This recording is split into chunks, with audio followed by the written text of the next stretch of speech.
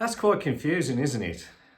Which man is responsible for designing the Raleigh Chopper? Let's look at some evidence. Let's look at Tom Carran's influence on the bike and evidence. First off is the seat with his name on the patent. Also, early drawings that Tom did of a bike very similar to a chopper.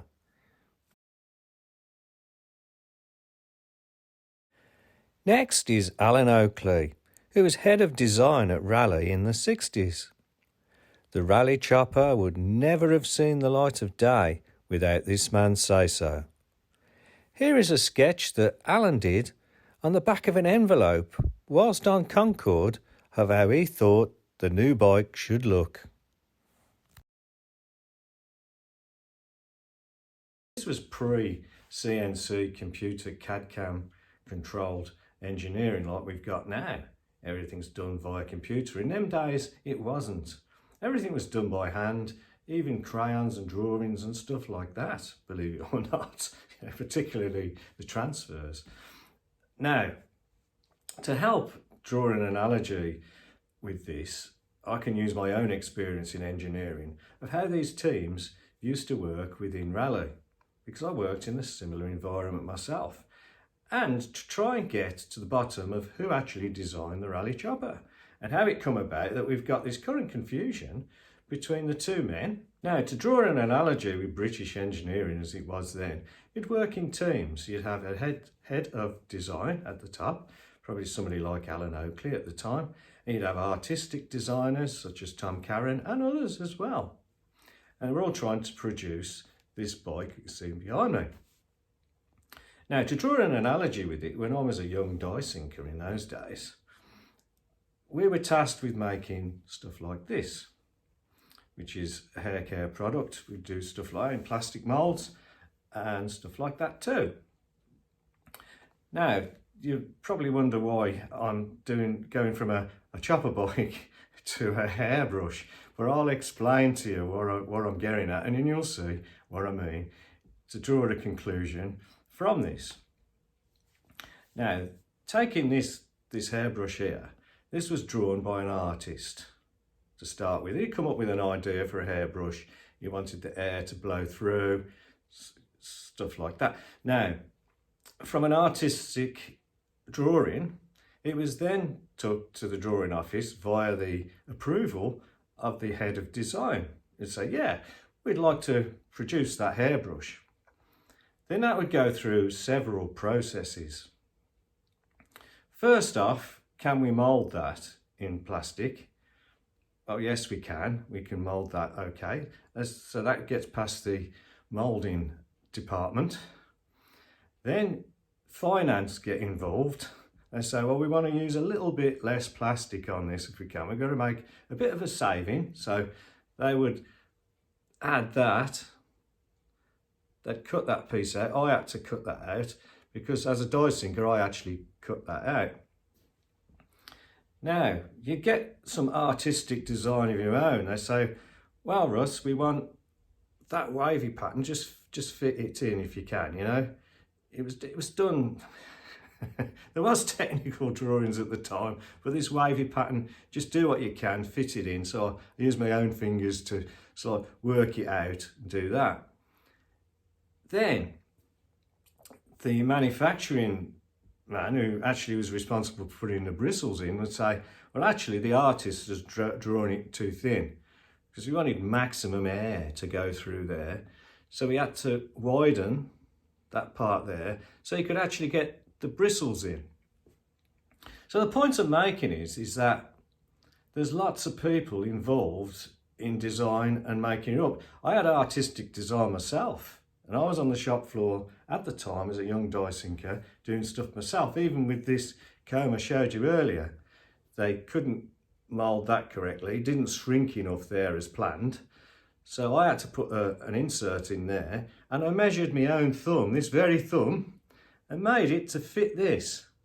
Now, does that mean to say that I designed that? No, of course it doesn't. It doesn't. But I actually produced that, and I'm very proud of that, by the way. But that's my point with what was going on at Raleigh Bikes. at the time. Some of you may well be asking, what on earth has hairbrushes got to do with Raleigh Chopper bikes? Quite a lot actually, because it's about design. The original artist design of both these products was changed from the original drawings to produce these, which is design engineering, which is different to artistic engineering. And I want you to remember that when I come to my conclusion. I hope that makes sense to you, how we're going from bikes. But it was all part, and the setup is just the same within Raleigh Bicycles as Lawton's in Birmingham, where I used to work. It was the same sort of setup recognised throughout British industry at that time.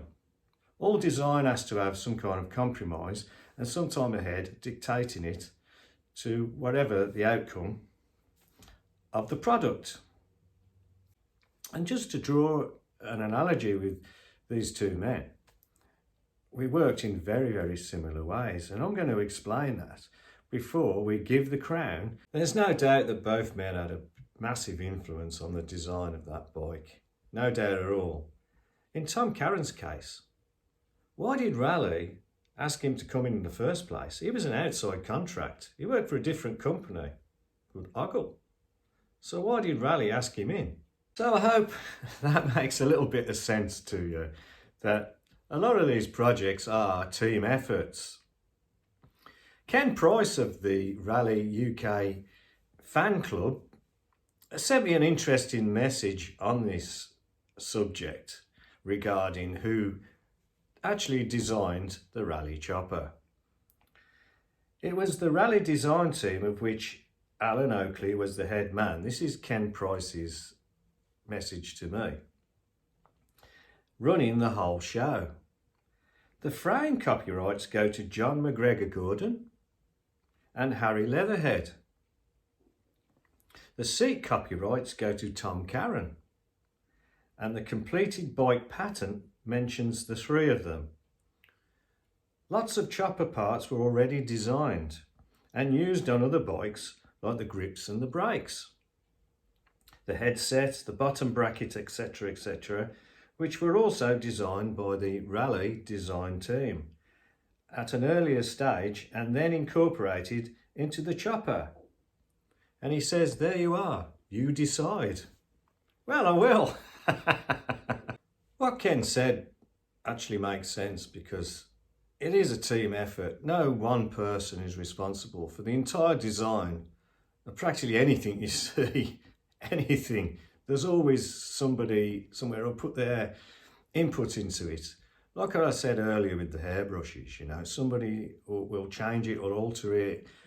And the actual artistic design is sometimes altered beyond recognition of what it was, due to finance, due to engineering practices, due to material costs or whatever. So please bear that in mind when I make my decision, who actually was responsible for this bike. Now, Tom Carron, he's got drawings of the bike in the early days, as well as Alan Oakley, which is interesting because they're both done about the same time. If you look at both Tom and Alan's early drawings, obviously they do represent the design culture at the time. I mean, Alan claimed that on the way back on Concorde, he sketched the Raleigh Chopper bike on Concorde on the back of an envelope. Not actually on Concorde, but in Concorde, he actually penned the original shape of the Raleigh Chopper. But of course, he'd just come back from America and he would be heavily influenced by what was going on over there. He was on a fact-finding tour to see what was going on. The swim bikes over there were a raving success, and we just wanted to copy that, if you like. So in Alan's head, what he was drawing on the envelope on the way back to the UK would have been influenced by what he saw over there. Of course it was, because that was the shape of things to come. the wedge design of the early 70s, was on its way. So you would have been influenced by that. Now, as for Tom Carron, why did Raleigh contract the work out? Why did they ask a man who worked for a different company, Ogle, as it was called, why did Raleigh ask him to come in and help with the design if he wasn't part of it himself? So it proves that both men were heavily involved with the design of the Raleigh Chopper, which is why we get this confusion. One man dies in 2013 and he claimed that he was the designer, and another one died in 2022, unfortunately. Both have been left us a legacy of a great bike. Last year, in fact, I was lucky enough to meet Karen Oakley, the widow of Alan Oakley. I was able to get a bit of an insight into what Alan thought about Raleigh bicycles. She told me off camera that he absolutely loved the racing side of Raleigh bikes. He was passionate about the racing bikes in particular. He was also very, very proud of the RSW 16 folding bike, which in my opinion is a far better engineering feat than the Raleigh Chopper. Because of the fact, it folds up. It was one of the first mass-produced bikes in this country, in the UK. And he was very, very proud of that also. Which gives you an insight how powerful and influential this man was within Raleigh bicycles. He was there for 40 years.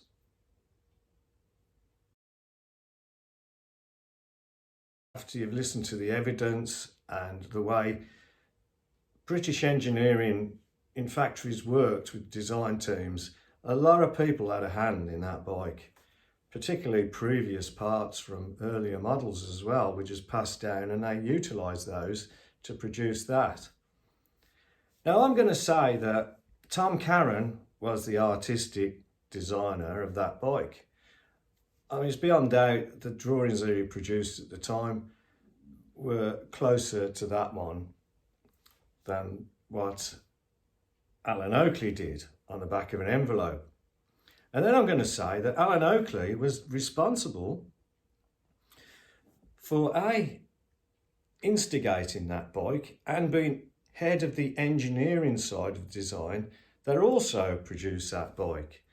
So I'm going to give the crown of artistic design to Tom Carron, and I'm also going to give the crown to engineering design. There is a difference to Alan Oakley, and that, my friends, is my own conclusion on this matter.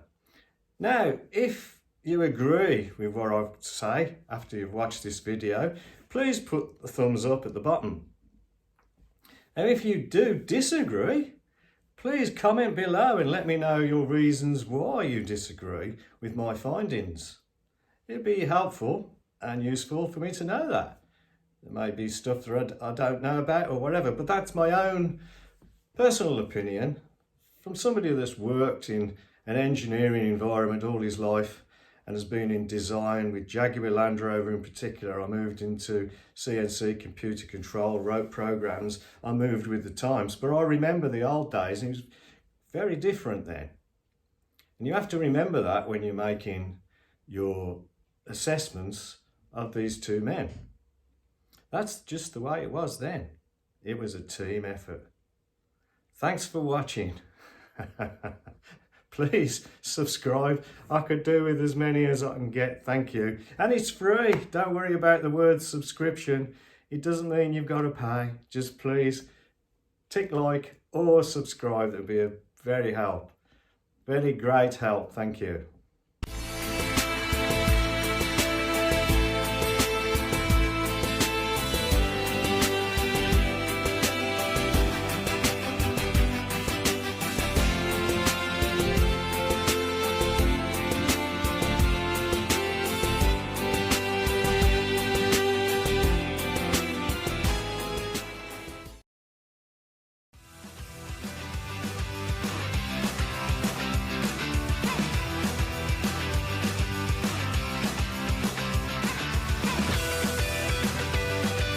If you enjoyed watching my videos, please subscribe and stay updated.